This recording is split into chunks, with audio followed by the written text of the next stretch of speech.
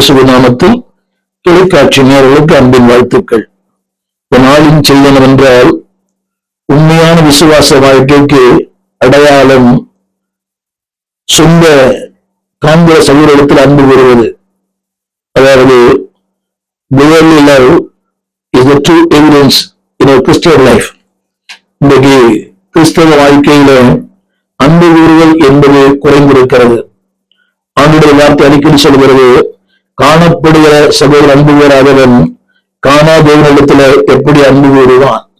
இன்றைக்கு நம்முடைய கிறிஸ்தவ வாழ்க்கையில பல நேரங்களில நம்மை நாம் ஏமாற்றிக் கொள்ளுகிறோம். இந்த நாளின் செய்தி என்னவென்றால் 1 யோவான் 3ஆம் அதிகாரம் 14ஆம் வசனம். 1 யோவான் 3:14. அந்த வார்த்தை இப்படி சொல்கிறது, நாம் சகோதரரிடத்துல அன்பு கூறுகிறபடியினால். சற்று கடினமான ஒன்று. இந்த சகோதரர் என்று சொல்லும் போது தேவனுடைய பிள்ளைகள், உலக பிரகாரமான சகோதரர்கள், மாமிசமான இரத்த சம்பந்தமான ஆவிக்குரிய சகோதரர்கள். அது சொல்லப்பட்டிருக்கிறது, அன்பு கூறுகிறபடியினால் மரணத்தை விட்டு நீங்கி. எவ்வளவு பெரிய ஒரு மேன்மையான ஆசீர்வாதம். அப்படியானால் நீங்களும் நானும் மரணத்துக்கு நியமிக்கப்பட்டவர்கள், மரணத்துக்கு சொந்தக்காரர்கள். மரணம் என்பது அன்பானவர்களே நம்முடைய வாழ்க்கையில் மிகப்பெரிய ஒரு எதிரி. Death is the condition of our ignorance. மரணம் என்று சொல்வது மனித வாழ்க்கையின் மிகப்பெரிய சத்துரு. 2 விதமான மரணங்கள். ஒன்று சரீர மரணம், இன்னொன்று ஆவிக்குரிய மரணம். இந்த வார்த்தை சொல்லுகிறது, தன் சகோதரத்தில அன்பு கூறுகிறபடியினாலே அவருடைய முதல் ஆசீர்வாதம் என்னவாம்? மரணத்தை விட்டு நீங்கி. அப்படியானால் நீ கேட்கலாம், மரணமே வராதா? இல்லை. இங்க சொல்லப்பட்ட வார்த்தை அந்த ஆவிக்குரிய மரணங்கள். இந்த உலகத்தில கோடிக்கணக்கான மக்கள் உயிரோடு இருக்கிறார்கள், ஆனால் செத்தவனை போல வாழ்கிறார்கள். எனவே ஆண்டவர் சொன்னார், குமாரனிடத்தில விசுவாசமா இருக்கிறவன் நித்திய ஜீவனை உடையவனா இருக்கிறார். ஜீவன் உடையவன் யார்? தேவனை விசுவாசிக்கிறவன். அடுத்த வார்த்தை, விசுவாசிக்காதவன் ஜீவனை காண்பதில்லை. லைஃப். What is life? அதில் சொல்லப்பட்ட வார்த்தை 1 யோவான் 3:14, மரணத்தை விட்டு நீங்கி. அந்த ஆரம்பத்துல சொன்னேன், உலகத்தில் எல்லாருக்குமே எழுத்தும்படியான மரணம் எல்லாருக்கும் வரும். உங்களுக்கு வரும், எனக்கு வரும். ஆனால் அந்த எழுத்தும்படியான மரணத்திலும் இருந்து அவனை விடுவிக்கிறார். ஆண்டவர் சொன்னார், நானே உயிர்த்தெழும் ஜீவனா இருக்கிறேன், என்னை விசுவாசிக்கிறவன் மரித்தாலும் பிழைப்பார். திரும்ப சொல்லுவேன், நம்முடைய கிறிஸ்தவ வாழ்க்கையில நம்ம நம்பிக்கையே உயிர்த்தெழுவதுதான். ஒரு கிறிஸ்தவனுக்கு மரண பயம் இருக்க வேண்டிய அவசியம் இல்லை. காரணம் என்னவென்றால், அந்த வார்த்தை கிடைக்க எல்லாருக்குமே எழுத்தும்படியான மரணம் எல்லாருக்கும் உண்டு. அதே வேளையில இன்னொரு மரணம் இருக்கிறது, அது ஆவிக்குரிய மரணம். ஆண்டவர் சொன்னார் ஆதாமேவளை பார்த்து, இந்த கனியை நீ புசிக்கும் நாளிலே சாகவே சாவாய். அவர் மறிக்கவில்லை, ஆனால் ஆவிக்குரிய மரணம். அது என்ன பண்ணுகிறது? தேவனை விட்டு தூரப்படுத்துகிறது. கிருபை விட்டு, இரக்கத்தை விட்டு, தயவு விட்டு, அவருடைய காருண்யத்தை விட்டு, அவருடைய வாக்குத்தத்தங்களை விட்டு நம்மை தூரப்படுத்துகிறது. ஆனால் வசனம் சொல்கிறது, அன்பு கூறும்போது, தேவனுடைய அன்பு கூறும்போது நீங்கள் மரணத்தை விட்டு நீங்கி. அது ஒரு ஆழமான அர்த்தமுள்ள ஒரு வார்த்தை. கவனித்து பாருங்கள். 2 மரணத்தை விட்டு நீங்கள் நீங்க. இயற்கையான மரணம் உண்டு, ஆனால் அந்த இயற்கையான மரணத்திலிருந்தும் ஆண்டவர் உங்கள் வாழ்க்கையில உயிர்த்தேலை கத்திர வைத்திருக்கிறார். ஏழு சொன்னான் 14:1, ஸ்திரீயத்தில பிறந்தவன் வாழ்நாள் குறுகினவனும் சஞ்சலம் நிறைந்தவனுமா இருக்கிறான்.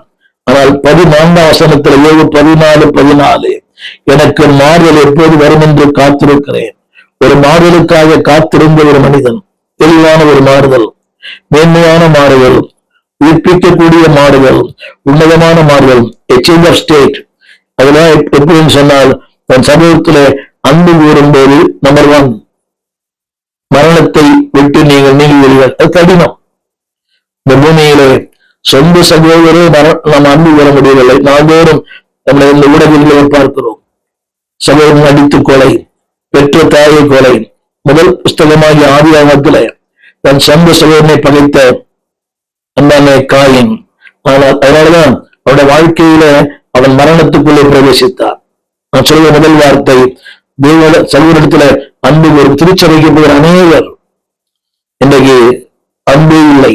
ஏதோ கடமைக்காக ஆலயம் முடிந்த உடனே சபை முடிவு நோக்கம் என்று சொன்னால் அன்பு கூறுவதுதான் சபை. எனவேதான் தேவம் சொல்கிறது இபிரேய புஸ்தகத்துல, நீங்கள் ஒருவரை ஒரு கவனித்து, அந்த வசனத்துல சபை கூடி விட்டு விடாமல் அடுத்த வசனத்துல ஒருவரை ஒருவர் கவனித்து. நீங்க யாரும் கவனிக்கவே இல்லை. அது எல்லா திருச்சபைகளிலும் வேகமாக ஓடுகிற உலகம். 1.5 மணி நேரம் ஆராதனை, ஆமீன் சொன்ன அடுத்த நிமிஷமே ஜனங்கள் ஓடுவதை பார்க்கிறோம். வீடு தீப்பத்தி எறிவது போல பல விடுதலைகளை பார்க்கிறேன். ஆப்பிரிக்க நாடுகளிலே கடந்த சில நாட்களுக்கு முன்னாடி கானா என்ற தேசத்துக்கு போயிருந்தேன். அந்த ஆராதனை 11 மணிக்கு முடிகிறது. 6:30 மணிக்கு ஆரம்பிக்கிறது, 11 மணிக்கு முடிகிறது. முடிந்த பிறகும் ஜனங்கள் அங்கு போவதில்லை. அவருக்கு வாகன வசதி இல்லை. இருக்கிற சாலை போக்குவரத்து சாலையில் மின்சாரங்கள் இல்லை. எங்கே பார்த்தாலும் புழுதி மணல் சாலைகள் தான். கண்ணுக்கு எட்டு தூரம் வரை இருள்தான் இருக்கிறது. ஆனால் அந்த இடத்திலும் ஜனங்கள் ஒருவரை சந்தித்து பேசி அவர்கள் அளவலாவி அவர்கள் அங்கே ரொம்ப நேரம் ஸ்பெண்ட் பண்றாங்க. அது பல தேசங்களிலே பார்க்கிறேன். ஆனால் வேறு சொல்கிறது, அன்பு கூறும்போது முதல் ஆசீர்வாதம் மரணத்தை விட்டு நீங்கள் நீங்குகிறீர்கள். 2வது, ஜீவனுக்கு உட்பட்டிருக்கிறீர்கள். எத்தனை பேர் life, spiritual life, physical life and financial life, ஜீவனுக்கு உட்பட்டு. எத்தனை பெரிய வார்த்தை! அன்பான லைஃப் ஒன்றை சொல்ல விரும்புகிறேன். அடுத்த வார்த்தை அதை சொல்லப்படுகிறது, அன்பு கூறாதவன் மரணத்திலே நிலை கொண்டு இருக்கிறான். யோசித்து பாருங்கள். அப்படியானால் அவன் வாழ்க்கையில வியாதி, வறுமை, போராட்டம், இல்லாமை, கண்ணீர், கலக்கம், துன்பம், பாடுகள் அது சொல்லப்பட்டிருக்கிறது. அதிலே நிலை கொண்டிருக்கிறான். இந்த முதல் குறிப்பு கவனியுங்கள். அன்பு கூறும்போது உடைய வாழ்க்கையின் தரம் மாறுகிறது. அன்பு கூறும்போது your status has been changed. உடைய தரம் மாறுகிறது, தகுதி மாறுகிறது, அந்தஸ்து மாறுகிறது, ஆழ்த்தத்துவம் மாறுகிறது, எல்லாமே மாறுகிறது. இதைத்தான் ரட்சகர் சொன்னார் யோவான் 1:36, என்னிடத்தில் விசுவாசமாய் இருக்கிறவன் நித்திய ஜீவனை உடையவராய் இருக்கிறான் என்று அன்பு கூறுதல். அடுத்த வார்த்தை, அப்படி விசுவாசிக்காத எவனோ அவன் ஜீவனை காண்பது. அடுத்த வார்த்தை சொல்லப்பட்டது 36, தேவனுடைய கோபம் அவன் மேல் நிலை நிற்கும். என கேட்டுக்கொண்டு வந்து பிள்ளையே, இது நடைமுறை வாழ்க்கையிலே சாத்தியமா என்று கேட்கும் போது கேள்விக்குறிதான். ஆனால் அதை சாத்தியப்படுத்தும் போது நீங்கள் மரணத்தை விட்டு நீங்குகிறீர்கள். திரும்ப சொல்லுகிறேன், brotherly love is the true evidence of a Christian faith. நம்முடைய கிறிஸ்தவ வாழ்க்கைக்கு உண்மையான அடையாளமே ஜெபம்தான், ஆவி நிரம்புவதுதான். அது முக்கிய அடையாளம் அன்பு கூறுவது, படைத்தவரை அன்பு கூறுவது, படைக்கப்பட்ட மக்களை அன்பு கூறுவது, the compassion, அந்த தயவு. அன்பான தேவ பிள்ளைகளே, இந்த வசனம் இப்படி சொல்லுகிறது, மரணத்தை விட்டு நீங்கி. ரோமர் 5:12, ஒரே மனிதனாலே மரண உலகத்திலே வந்தது, கீழ்ப்படியாமையினாலே மரணம் உலகத்தில் பிரவேசித்தது. அந்த மரணத்திலிருந்து நீங்கள் விலகி இருக்க வேண்டுமானால் 2 மரணங்கள், எழுத்துப்படியான மரணம், ஆவிக்குரிய மரணம். இன்றைக்கு கோடிக்கணக்கான மக்கள் எழுத்துப்படி உருவாகிறார்கள், ஆனால் ஆவியிலோ அவர்கள் மரித்து போனவர்கள். நீங்க பல பேரை பார்க்கலாம், படித்து அவர்கள் உயர்ந்த நிலை, திறந்த ஆஸ்தி, உயர்ந்த கல்வி, ஆனாலும் அவர்கள் மரித்தவர்களா இருக்கிறார்கள். எனவேதான் எபேசியர் வாசிக்கிறோம், மரித்தவர்களா இருந்த உங்களை கிறிஸ்து உயிர்ப்பித்தார். எவ்வளவு பெரிய மேன்மை அல்லவா! உங்களை என்னை உயிர்ப்பித்தாரே. நீங்க என்ன நினைக்கிறோம், அதை தரல, இதை தரல, அந்த ஆசீர்வாதம் இல்லை, இந்த ஆசீர்வாதம் இல்லை, அது கிடைக்கல, இது கிடைக்கல. உங்களை என்னை உயிர்ப்பித்தாரே.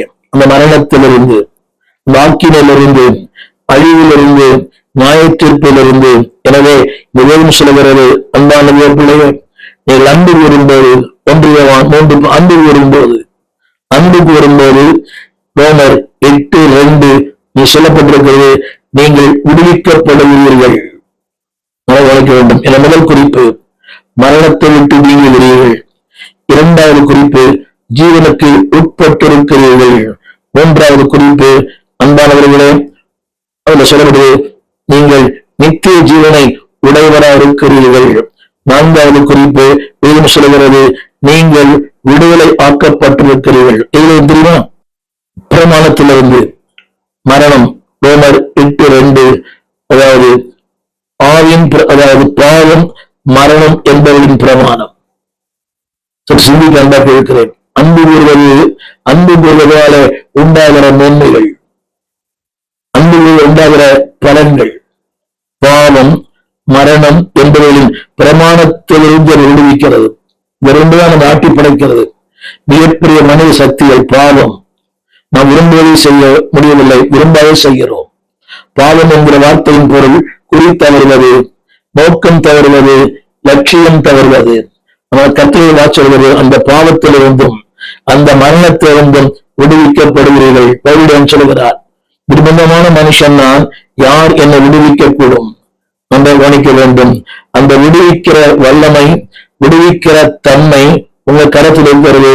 1 யோவான் 3:14 சகோதர உள்ளத்துல அன்பு கூறும் போது, திரும்ப சொல்லுகிறேன். எனவேதான், அது மட்டுமல்ல, அன்பு கூறும்போது நடக்கிற இன்னொரு ஆசீர்வாதம் ரோமர் 5:1 நம்ம கவனித்து கேட்கிறேன். அன்பு கூறுவதனாலே, to love your brother, your brotherly love, what is a blessing? ரோமர் 5:1, நீங்கள் நீதிமான்களாக்கப்படுகிறீர்கள். எல்லாமே எளிமையான ஒரு வார்த்தை. அன்பு கூறுவதனாலே நீங்கள் நீதிமான்கள் ஆக்கப்படுகிறீர்கள். அடுத்து அதே ரோமர் 5:1 அந்த இடத்துல தேவனிடத்துல சமாதானம் பெறுகிறீர்கள். இத்தனை பெரிய நன்மை அனைவரும் புரியவில்லை. ஒரு அன்பு கூறுவதனாலே அவருக்கு ஆசீர்வாதமோ இல்லையோ எனக்கு ஆசீர்வாதம், அவருக்கு நன்மையோ இல்லையோ எனக்கு நன்மை. இது கவனியங்கள். இந்த உலக பிரகாரம் அன்பு அல்ல. உங்களுக்கு தெரிய நினைக்கிறேன், ஒரு திருச்சபைக்கு போகிறோம், அறியாதவர்கள், முகமறியாதவர்கள், முன்பின் அறியாதவர்கள் நம்ம நேசிக்கிறார்கள். இது உண்மை. இந்த 1907 இந்த முதல் கிறிஸ்துமஸ் மாரநாதா திருச்சபைக்கு நான் போயிருந்தேன், ராயபுரம். அதாவது முதல் கிறிஸ்துமஸ் ஆகஸ்ட் மாதம் 30 ஞானஸ்தானம் பெற்றேன். அதான் முதல் கிறிஸ்துமஸ். எல்லாரும் சிறப்பான உடை. அன்றைக்கு நான் திருட்டுத்தனமாகத்தான் ஆலயத்திற்கு போனேன். வேதம் இல்லை, எழுத்து வைத்துக் கொள்ள எனக்கு என் வீட்டில் அனுமதி இல்லை. 4 வேதங்களை அவர்கள் கொளுத்தி இருக்கிறார்கள், கிழித்து போட்டிருக்கிறாங்க. எனவே இன்னொருடைய வீட்டுல வேதத்தை வைத்து வாங்கி போனேன். அந்த ஒரு கிறிஸ்துமஸ்க்கான உடை கூட இல்லை. அந்த ஆலயத்தை வெளியே நின்று கொண்டிருந்தேன். அமைதியாக ஒரு வந்தார், தம்பி நீங்க மத்தியானம் வீட்டு சாப்பாட்டுக்கு வாங்க அப்படின்னாரு. எனக்கு ஆச்சரியமா இருந்தது. அதை முடித்த இன்னொரு ஆலயத்திற்கு போகும்படியான ஒரு நேரம் இன்னொரு இடத்துக்கு கொண்டு போயிருக்காரு வந்திருந்தார். சிஸ்டர் சாரால் மௌரூஜி அந்த சபைக்கு. அந்த 3-4 மணிக்கு முடியும். திரும்ப 4 மணிக்கு நான் வாக்கு கொடுத்திருந்தேன் வீடியோன்னு. அந்த 4 மணிக்கு நான் போய் அவரே எனக்கு முதலாக கிறிஸ்துமஸ் அந்த விருந்தை அவங்கள சாப்பிட்டேன். அவர்தான் காலம் சென்ற பாஸ்டர் ஓவன் ராபர்ட்ஸ் அவர்கள். நான் சொல்ல விரும்புகிற வார்த்தை பாருங்க, முன்பின் தெரியாதவர்கள் அன்பு கூறுவார்களே, அதுதான் கிறிஸ்துவ அன்பு. அதோட விளைவு என்ன? சமாதானம். அதோட விளைவு என்ன? ஜீவன். அதனுடைய விளைவு என்ன? நித்திய வாழ்வு. அதனுடைய விளைவு என்ன? வேறும் சிலவரு பாவம் மரணம் என்ற பிரமாணத்திலிருந்து விடுதலை. அது மட்டுமல்ல, ரோமர் 5:2 அன்பு கூறுவதனாலே, ரோமர் 5:2 அதாவது அவருடைய இந்த கிருபையிலே பிரவேசிக்கும் ஸ்லாக்கியத்தை நாம் பெறுகிறோம். அன்பு கூறுவதனாலே ஒரு ஸ்லாக்கியம் உண்டாயிருக்கிறது. என்ன ஸ்லாக்கியம்? தேவ கிருபைக்குள்ளே பிரவேசிக்கிற ஸ்லாக்கியம். இது அதாவது புரியாமல் இருக்கிறது. அவரை நம்புகிறவில்லை, நானே நம்புகிற வேண்டும். என் அன்புக்கு தகுதி இல்லை, நானே நம்புகிற வேண்டும். அவரை அன்புகிற நான் யார்? இல்லை. நீங்கள் ஆசீர்வாதம் உங்களுக்குத்தான், நன்மைகள் உங்களுக்குத்தான், மேன்மைகள் உங்களுக்குத்தான். வசனம் சொல்கிறது, அந்த கிருபையிலே பிரவேசிக்கும் ஸ்லாக்கியத்தை நீங்கள் பெறுகிறீர்கள். அது மாத்திரமல்ல, தேவ மகிமைக்கு சொந்தக்காரராய் மாறுகிறீர்கள். ரோமர் 5:2. அது மட்டுமல்ல, ஒரு புதிய நம்பிக்கைக்கு சொந்தக்காரராய் மாறுகிறீர்கள். கர்த்தர் உங்களை மேன்மைக்குரிய மக்களாய் வைக்கிறார். இதெல்லாமே ஸ்டாப் வித் பிவர்லி லவ். படிக்கிற ஆரம்பத்திலே சொன்னேன், மரணம் கொடியான ஒன்று. அது யாரை விட்டு வைப்பதில்லை. அது அநேகர் அனாதையாக்கி இருக்கிறது. வாழ்க்கையில் நம்பிக்கை இழக்க செய்திருக்கிறது. பிள்ளைகளற்றவர்களாய், பெற்றோரற்றவராய், விதவைகளாய், உண்மையிலே. ஆனால் வசனம் சொல்கிறது, நீங்கள் அன்பு கூறும்போது, இந்த முதல் குறிப்பு என்னவென்றால், டெத் இஸ் த கண்டிஷன். அது ஒரு வாழ்வின் ஒரு துன்பமான நேரம், துயரமான நேரம், வேதனையின் நேரம், கண்ணீர் நேரம். அந்த கண்ணீரிலிருந்து நீங்கள் விடுவிக்கப்படுகிறீர்கள். அந்த துன்பத்திலிருந்து விடுவிக்கப்படுகிறீர்கள். அந்த வேதனையிலிருந்து விடுவிக்கப்படுகிறீர்கள். மரணம் வரான்னு சொல்லல, உண்டு. ஆனால் அதிலிருந்து ஒரு விடுதலை. எப்ப தெரியுமா? திரும்ப சொல்லுகிறேன். அடுத்த குறிப்பு, அது என்ன செய்வது சொன்னால், அன்பான தேவ பிள்ளைகளே, அந்த அன்பு வரும்போது ஆத்மாவின் மரணத்திலிருந்து விடுவிக்கிறது. நீங்க நிறைய பேருக்கு ஆத்மாவில மரணம், ஆராதிக்க முடியவில்லை, பாட முடியவில்லை, தேவனோர்களை இசைந்து போக முடியவில்லை. பாருங்க, இன்றைக்கு அநேக திருச்சபைகளிலே நீங்க எந்த சபைக்கு பிரம்மாண்டமான சபைகள் இருக்கிறது, சில மாதிரி போற மக்கள் தான் ஏராளம். வேதத்தை பிரித்து கூட பார்ப்பதில்லை. வசனங்கள் ஸ்கிரீனில் பிளே பண்ணப்படுகிறது. ஒரு காலத்துல மற்றும் பாரம்பரிய சபை என்று சொன்னோம். இன்னைக்கு ஆவிக்குரிய சபைகளே பாரம்பரிய சபை. ஒத்துழை வைக்கிறேன், ஒத்துக்கொள்வீர்கள். பல திருச்சபைகளிலே பேசுகிறேன், பல திருச்சபைகளுக்கு போகிறேன், பல கிளை சபைகளை ஸ்தாபிக்க தேவன் அனுக்கிரகம் பண்ணினார். இன்றைக்கு எந்த அசையமே இல்லை, ஒரு ஆமேன் இல்லை, ஒரு அல்லேலூயா இல்லை, அதுல ஈடுபாடு இல்லை. கேட்டா சொல்றது பிரசங்கம் இன்னைக்கு சரியில்லை. இல்லை, பிரசங்கம் சரியா இருப்பு, நன்றா இருப்பு கேட்கிற மக்களை பொறுத்து. ரேடியோ நீங்க ரேடியோல, நீங்க டிவியில எவ்வளவு பணம் கொடுத்து வாங்க, நீ டியூன் பண்ணலாம், அந்த நிகழ்ச்சியை பார்க்க முடியாது, ஒளி வராது, கரகரம் சத்தமா வரும். நீங்க ஆத்மா டியூன் பண்ணல, எனவேதான் செய்தி உள்ள போல. என்ன பேசினார்? நல்லா பேசினார். அடுத்த நாள் கேளுங்க, ஞாயிற்றுக்கிழமை பண்ண பேசணும், திங்கட்கிழமை மறந்து போகுது. எல்லா ஆவிக்குரிய சபைகளை கூட. காரணம் என்னவென்றால், ஆத்மா செத்து இருக்கிறது. அனைவர் சபையில கைத்தட்டி பாடுவதே இல்லை. அதோட பெரிய வேடிக்கை என்னவென்றால், ஊழியர் கூட்டம். அந்த ஊழியர் கூட்டத்திலே ஒருவர் பாடுகிறார், எந்த ஊழியரும் ஆராதிப்பதில்லை. நீங்க குற்றமா சொல்லவில்லை, அது இயல்பு. நீங்கள் பார்க்கிறீங்க, ஜீவனை விட்டு பாடுறார். இவர் ஆராதிக்க மத்தவங்க பாடணும், ஆனா மத்தவங்க ஆராதிக்கும் போது இவர் பாடவே மாட்டார். நிறைய பேர் பாக்குறேன், மைக் கொடுத்தா பாடுறாங்க, மைக் கொடுக்க யாருமே பாடுறது இல்லை. திரும்ப சொல்லுகிறேன், நம்பிக்கை பிள்ளைகளே, you are dead in spiritually. நீங்கள் ஆவிக்குரிய மரணத்துக்குள் இருக்கிறீர்கள் என்று கவனிக்க வேண்டும். இதைத்தான் திரும்ப சொல்லுகிறார். அந்த ஸ்பிரிச்சுவல் டெட் என்று சொல்லப்படுகிற வாழ்க்கை என்ன தெரியுமா? அதாவது டிஸ்ரெஸ்பெக்ட் ஆஃப் காட், தேவனை அவமானப்படுத்துவது, தேவனை கனவீனம் பண்ணுவது, தேவனை மதிக்காது. இந்த பாருங்க, அந்த ஆவிக்குரிய மரணத்தில் இருக்கிறவங்க யாரையும் மதிக்க மாட்டாங்க, மதிக்க மாட்டாங்க, சபையை மதிக்க மாட்டாங்க, ஆராதனை மதிக்க மாட்டாங்க, எதையும் மதிக்க மாட்டாங்க. Because they are dead in spiritually. ஆவிக்குரிய மரணத்தில் இருக்கிற ஒருவனுக்கு ஒரு ஈடுபாடு வராது. ஊழியம் அவசியமே இல்லை, ஆராதனை தேவையே இல்லை, சபை தேவையில்லை, ஊழியக்காரன் யாருமே உங்களுக்கு தேவையில்லை. பிகாஸ் they are spiritually, ஆவிக்குரிய வாழ்க்கையில மரித்து போனவர்கள், பாரம்பரியத்திற்கு சொந்தக்காரர்கள், அவர்கள் பரிசுத்தத்துக்கு தூரமானவர்கள். என்ன சொல்லுகிறேன்? பாரம்பரியங்களுக்கு சொந்தக்காரர். நினைக்கிறவங்களுக்கு இது வழக்கமாக எங்க வீட்டுக்காரர் வந்து மூப்பர், அவர் டீக்கன், அவர் associate pastor, assistant pastor, keyboard வாசிக்கிறார், கோயில்ல இருக்கிறார். இஸ் a religion, ஒரு ஃபார்மல், ஆனா ஈடுபாடு இல்லை. திரும்ப சொல்லுகிறேன், ஆவிக்குரிய வாழ்க்கையில மரித்து போனவர்கள் மார்க்க சம்பந்தமுடையவர்கள், மார்க்க பக்தி போக வேண்டும். நீங்க அப்படித்தானே எல்லா திருச்சபைகளிலையும் ஏன் போறோம்? வேதத்தை கூட பிரிச்சு பார்க்கறது இல்ல. வேதத்தை கொண்டு போக நிறைய கிறிஸ்தவ திருச்சபைக்கு போறாங்க. ஒரு காலத்துல மற்ற சபையாரை சொன்னோம், அவர் வேதத்தை பார்க்கல. அநேக குடும்பங்களை பார்க்கிறேன், ஞாயிற்றுக்கிழமை எடுக்கிற வேதம், அதோட அடுத்த ஞாயிற்றுக்கிழமை தான் ஸ்பிரிச்சுவலி டெட். அவர்கள் அதாவது மதத்துக்கு உட்பட்டவர்கள், ஆனா கிறிஸ்துக்கு உட்பட்டவர்கள் அல்ல. எனவேதான் நான் 2வது குறிப்பு ஸ்பிரிச்சுவல் டெட். திரும்ப திரும்ப அந்த வாழ்க்கையில கவனிங்க, எல்லாமே எதுலுமே ஒரு லைஃப் இருக்காது. ஆராதனை, பாடல், துதி, எதுலுமே ஒரு ஜீவன் இருக்காது. 2வது சொல்ல விரும்புகிறேன், அப்படி மரித்து போன மக்களுக்கு they are always cold. ஒரு அனலும் எப்பவுமே அனலா இருக்க மாட்டாங்க, குடியா இருக்க மாட்டாங்க, ஒரு விதத்தா இருப்பாங்க. அந்த கோல்ட்னஸ் இருக்கும். ஆரம்பத்தில் சொன்னது போல no singing, no praising, no worshipping, எதுவுமே இருக்காது. நீங்க பாருங்களேன், ஊடகத்துல நீங்க ஆராதிக்கும் போது அநேக திருச்சபைகளிலே போதுவரை மட்டும் காட்டுகிறோம். மக்களை பாருங்க, அப்பதான் பேஸ்புக் பார்க்கறது, ஏதோ ஒண்ணு இன்னொரு உலகத்துக்குள்ளே சஞ்சரிக்கிறவர்கள். இன்னைக்கு ஆவிக்கிற உலகத்திலேயும் அந்த குளிர்ந்த தன்மை இருக்கிறது.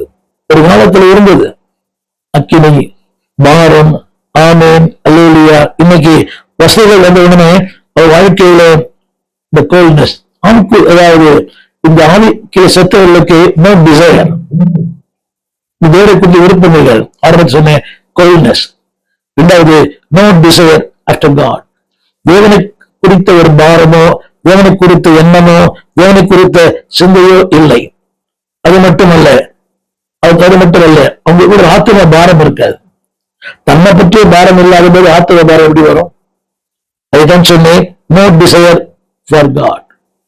தேவனை பற்றி விருப்பம் கொஞ்சம் கூட இல்லை. ஞாயிற்றுக்கிழமை அவளுக்கு கசக்கிறது. மீட்கப்பட்ட ஒரு மனிதனுக்கு எப்பொழுது வரும் என்று காத்திருக்கிற ஜாமக்காரரை பார்க்கிலும் அவன் ஆத்துமா அதிகமாய் காத்திருக்கிறது. எங்களுக்கெல்லாம் கத்துக்கிற நாள் என்னைக்கு வரும்? தேவசம் என்னைக்கு வரும்? கத்துடைய வார்த்தையை சொல்ல, கத்துடைய வார்த்தையை பேச. ஒரு வார்த்தையை கத்தர் கொடுத்திருப்பார், அந்த வார்த்தை ஜனங்கள் சொல்ல வேண்டுமே. ஒவ்வொரு நாளும் அது ஜபக்குடியா இருக்கலாம், வேத பாடமா இருக்கலாம், வீட்டு கூட்டமா இருக்கலாம். அந்த வார்த்தையை சொல்ல வேண்டும் ஜனங்களுக்கு. The desire, the fire for God. இந்த ஆவியில செத்து போனவர்களுக்கு there is no fire for God. தேவனை குறித்த ஒரு அக்கினி இல்லை, தேவனை குறித்த ஒரு அபிஷேகம் இல்லை. நான் சொல்ல விரும்புகிற வார்த்தை, அவர்கள் அப்படிப்பட்ட மக்களுக்கு எதிரும் ஈடுபாடு வராது. சரையிலேயோ ஊழியத்திலேயோ எதிரும் ஈடுபாடு வராது. பிகாஸ் அவர்கள் ஆவியில செத்து போனவர்கள். ஒரு சின்ன வேலை சபையில செய்ய மாட்டாங்க. அன்பானவர்களே, உங்கள் வாழ்க்கை மிக பெரிதாகும்.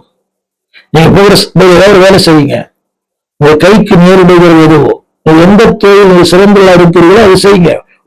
ஒரு சரீர பலம் இருக்கலாம், ஒருவேளை பல தாளர்கள் இல்லாம இருக்கலாம். பேசுகிற, பாடுகிற, பிரசங்கம் பண்ணுகிற, இசைக்கை வாசிக்கிற, ஊடகத்துல வேலை செய்கிற இந்த தாளங்கள் இல்லாம இருக்கலாம். ஒரு நல்ல சரீர பலம் இருக்கும், குட் மசில், நல்ல அந்த திடகாத்தமான சரீரம். Use it for God. ஆலயத்தில் சின்ன சின்ன வேலைகளை செய்யுங்க. சில பேர் டெக்னிக்கல் மைண்ட் இருக்கும், யூஸ் இட் ஃபார் காட். சில பேர் ஒரு எஃபிஷியன்ட், அதாவது பன்முகத்தன்மை உள்ளவர்கள், அதை யூஸ் பண்ணுங்க. ஆவியில செத்து போனவர்களுக்கு நோ டிசைர் ஃபார் காட். ஆவியில செத்து போனவர்களுக்கு there is a coldness, there is no involvement. இதிலுமே ஒரு ஈடுபாடு வராது. வருவார்கள் போவார்கள், காகத்தை போல போகிறதும் வருகிறதும். 2வது சொல்லுமே, they justify themselves. தங்களை தாங்களே நியாயப்படுத்திக் கொள்வார்கள். அவர் பண்ணட்டும், இவர் பண்ணட்டும், நான் ஏன் பண்ணணும்? they justify themselves. தங்களை தாங்களே, எனக்கு தப்பு இல்லையே, எனக்கு தப்பு இருக்குது, எனக்கு குடிக்கிறேன்னா, வெடிக்கிறேன்னா, சூதாடுறேன்னா, they justify themselves. அவன் ஆவியில செத்திருக்கிறார் என்று ஒத்துக்கொள்ளவே மாட்டாங்க. அவரை தான் சொல்றேன், நீங்க ஆவியில மறித்திருக்கிறீர்கள், பாடுறதில்லை, கை தட்டுறதில்லை. நீங்க கவனிச்சு பாருங்களேன், இந்த ஆராதி நடத்துறவங்க எவ்வளவு ஜீவனை விட்டு நடத்துறாங்க, ஜீவனை விட்டு. ஆனால் சரணங்களும் இல்லை, சபலங்களும் இல்லை. Because they justify themselves. அடுத்தபடி, இந்த ஆவியில செத்து போனவர்களுக்கு there is no goodness. எந்த நன்மையும் அவர்களால் செய்ய முடியாது. என்ன சொல்லுவேன்? வேறும் அவர் நன்மை செய்ய முடியாது, அவர்களும் ஒரு நன்மைக்குரிய மக்களாய் மாற முடியாது. there is no goodness. அவருக்கு நல்ல கேரக்டர் இருக்காது. those who are dead in the spirit. ஆவியில மரித்தவர்களுக்குள்ளே நல்ல சுபாவம் இருக்காது, நல்ல பண்புகள் இருக்காது. அவர்களால் யாருக்கும் எந்த நன்மையும் இல்லை. Because they are dead in the spirit. ஆவியில என்னை கேட்டுக்கொண்டு வந்து no desire for God, coldness. 2வது சொன்னேன், அவளுக்கு அந்த டிசைர் ஃபார் காட், தேவனுக்கென்று வாழ வேண்டும், தேவனுக்கென்று அர்ப்பணிக்க வேண்டும், ஒண்ணுமே தெரியாது. இரண்டாவது, அவருடைய அதிகமான ஈடுபாடுகள் உலகத்தோடு தான் இருக்கும். இந்த ஆவியில மதித்தவர்கள் இருக்காங்களே, ஆவியில மதித்தவர்கள் most contact with the world, அதிகப்படியான உலக ஈடுபாடுகள்.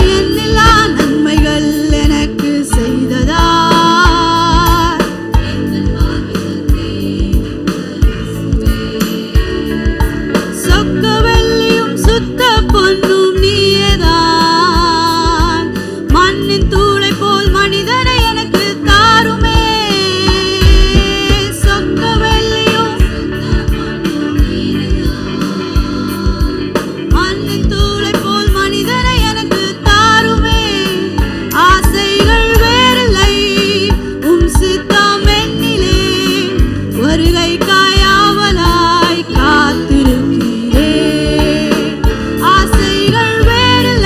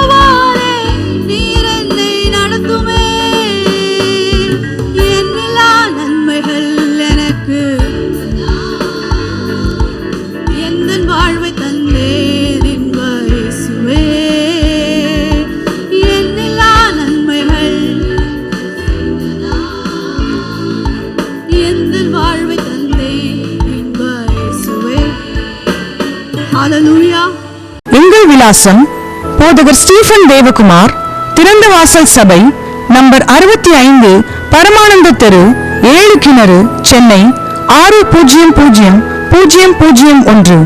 தொடர்புக்கு 9841839287.